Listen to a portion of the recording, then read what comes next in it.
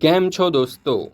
આજે આપણે ધોરણ 3ના પર્યાવરણ વિષયના તારીખ 6/4/2024ને શનિવારના રોજ જે દ્વિતીય સત્રાંત પરીક્ષા 2024 લેવાની છે તેનું જે મોસ્ટ આઈએમપી પ્રશ્નપત્ર છે તેનું સંપૂર્ણ સોલ્યુશન આપણે આ વિડીયોની અંદર જોવાના છે.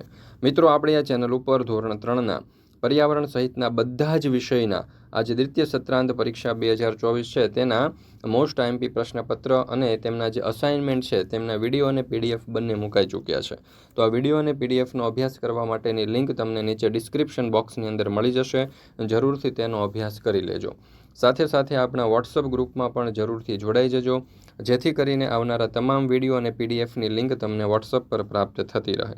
ચાલો તો શરૂ કરીએ આપણે ધોરણ 3ના પર્યાવરણ વિષયના દ્વિતીય સત્રાંત પરીક્ષા 2024ના આ જે મોસ્ટ આઈએમપી પ્રશ્નપત્ર છે તેનું સંપૂર્ણ સોલ્યુશન. તમે જોઈ શકો છો કુલ 10 પ્રશ્ન છે, 4-4 ગુણના પ્રશ્ન છે અને 40 માર્ક્સનું પ્રશ્નપત્ર છે. પ્રશ્ન નંબર 1, નીચેના જોડકા જોડો જેના કુલ 4 ગુણ છે. એમાં પહેલું, બરફમાંથી બનાવેલું ઘર, તો એને જોડીશું આપણે ઇગ્લુ સાથે.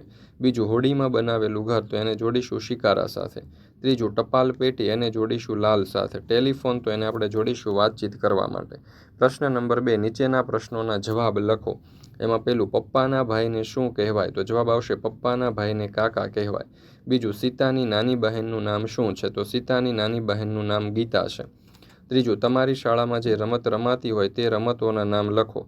તો અમારી શાળામાં કબડ્ડી, ક્રિકેટ, હોકી, ફૂટબોલ વગેરે રમતો રમાય છે.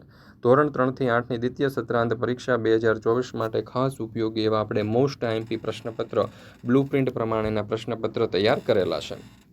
આ જે પ્રશ્નપત્ર છે તેમાં આપણે ખાસ ઉપયોગી હોય એવા અને પરીક્ષાની અંદર પૂછાવાની પૂરેપૂરી શક્યતા હોય એવા પ્રશ્ન લીધેલા છે, જેના અભ્યાસથી વિદ્યાર્થીઓ આ દ્વિતીય સત્રાંત પરીક્ષામાં સારામાં સારા ગુણ પ્રાપ્ત કરી શકશે.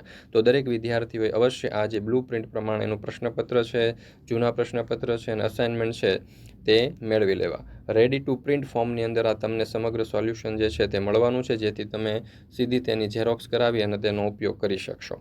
અને વોટ્સઅપ પર જો તમારે પીડીએફ મેળવવી હોય તો અહીંયા તમને નંબર આપવામાં આવેલો છે. આ નંબર ઉપર કોન્ટેક્ટ કરી અને આ સમગ્ર સોલ્યુશનની પીડીએફ તમે વોટ્સઅપ પર પણ મેળવી શકશો.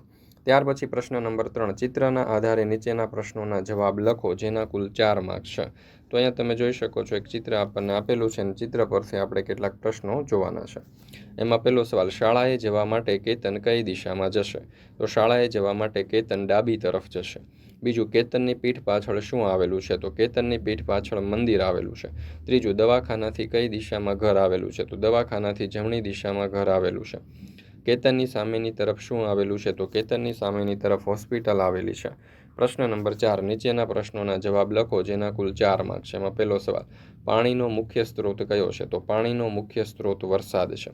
બીજું, પાણીનો ઉપયોગ ક્યાં ક્યાં થાય છે? તો પાણીનો ઉપયોગ કપડાં ધોવામાં, વાસણ માંજવામાં, રસોઈ બનાવવામાં, સાફ સફાઈમાં વગેરે જગ્યાએ થાય છે. પ્રશ્ન નંબર 5, નીચેના પ્રશ્નોના જવાબ લખો. એમાં પહેલું, રૂ આપણને કયા છોડમાંથી મળે? તો રૂ આપણને કપાસના છોડમાંથી મળે. ત્યાર પછી આપણને આ સંકેત આપેલો છે કે આ સંકેત શાના માટે વપરાય છે? તો આ સંકેત વૃક્ષ માટે વપરાય છે. ત્રીજું, તમને કેવા કપડાં પહેરવા ગમે? તો મને સુતરાઉ કપડાં પહેરવા ગમે છે, કારણ કે તેમાં ગરમી ઓછી લાગે છે. તે ઉપરાંત મને નવા કપડાં પહેરવા ગમે છે. પ્રશ્ન નંબર 6, નીચે આપેલા પ્રશ્નોના યોગ્ય વિકલ્પ પસંદ કરી અને સાચા જવાબ સામે ખરામાં બોક્સમાં ટીકની નિશાની કરો. એમાં પહેલું, નીચેનામાંથી કઈ રમત ફક્ત 2 જણ રમી શકે? જવાબ આવશે ચેસ. બીજું, સચિન તેંડુલકર કઈ રમતનો ખેલાડી છે? તો જવાબ આવશે ક્રિકેટ. ત્રીજું, નીચેનામાંથી આઉટડોર રમત કઈ છે? તો જવાબ આવશે ક્રિકેટ. ચોથું, નીચેનામાંથી ઇનડોર રમત કઈ છે તે જણાવો. તો જવાબ આવશે ચેસ.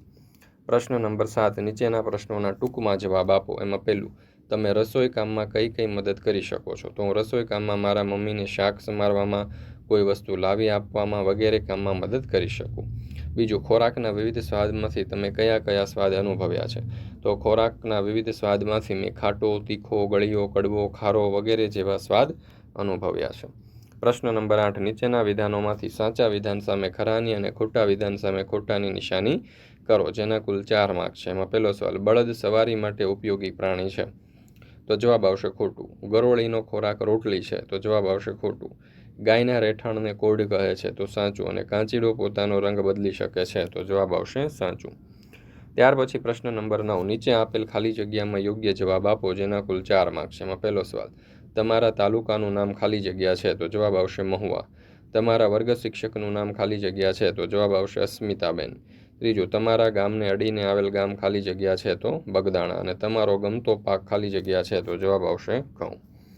ધોરણ 3 થી 8ની દ્વિતીય સત્રાંત પરીક્ષા 2024 માટે ખાસ ઉપયોગી એવા આપણે મોસ્ટ આઈએમપી પ્રશ્નપત્ર અને બ્લુ પ્રિન્ટ પ્રમાણેના જે અસાઇનમેન્ટ છે તે આપણે તૈયાર કરેલા છે.